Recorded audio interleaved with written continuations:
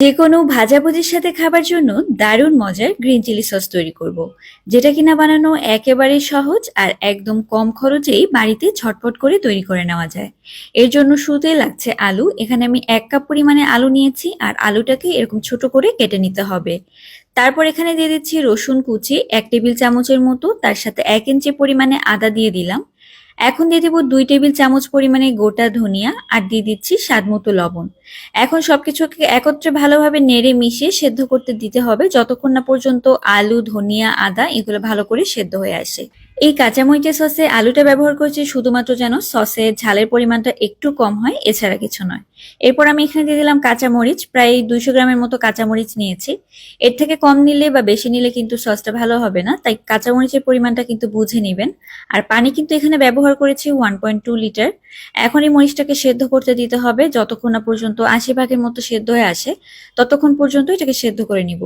মরিচ, তারপরে আলু, আদা সবকিছুকে ভালো করে সেদ্ধ করে নিয়ে এখানে দিয়ে দিচ্ছি চিনি। 2 টেবিল চামচ পরিমাণ চিনি কিন্তু এখানে ব্যবহার করতে হবে, আর এই সসে চিনি ব্যবহার করলে কিন্তু সসটা খেতে দারুণ লাগে। তাই অবশ্যই আপনারা চেষ্টা করবেন চিনিটা ব্যবহার করার। এখানে কিন্তু গুড় দিলে হবে না, চিনিটাই দিতে হবে। আর এই পর্যায়ে দিয়ে দিচ্ছি এখানে ভিনেগার, প্রায় 1 কাপের মতো আমি এখানে ভিনেগার দিয়ে দিলাম। আর ভিনেগার দেওয়াতে এই সসটা অনেকদিন পর্যন্ত ভালো থাকবে। আপনারা অবশ্যই এখানে ভিনেগারটাই ব্যবহার করবেন। 1 কাপ পরিমাণে ভিনেগার দিয়েছি। এবার ভিনেগার দেওয়ার পরে দেখতে পাচ্ছেন কাঁচামরিচের রংটা কিন্তু পরিবর্তন হয়ে গিয়েছে, আর কাঁচামরিচটাও প্রায় সিদ্ধ হয়ে এসেছে, কিন্তু পানিটা আরো একটু টেনে নিতে হবে। এখন চুলা জালটা একদম বাড়িয়ে কিছুক্ষণের জন্য পানিটা টেনে নিব। আর এখানে যে দেখতে পাচ্ছেন কাঁচামরিচের রংটা পরিবর্তন হয়েছে, আমি কিন্তু এখানে ফুড কালার ব্যবহার করব। আপনারা কিন্তু চাইলে ফুড কালারটা নাও দিতে পারেন, তবে দিলে কিন্তু একদম দোকানের মতো সসের রংটা দেখতে হয়। তো এটাকে এখন ভালো করে আমি ব্লেন্ডারের মাধ্যমে ব্লেন্ড করে নিয়েছি। আর ব্লেন্ড করে নেওয়ার পরে আমি আরো একবার কড়াইতে নিয়ে নিচ্ছি। এতে করে হবে কি, সসটা অনেকদিন পর্যন্ত ভালো থাকবে, এক্সট্রা যে পানিটা সেটাও কিন্তু চলে যাবে।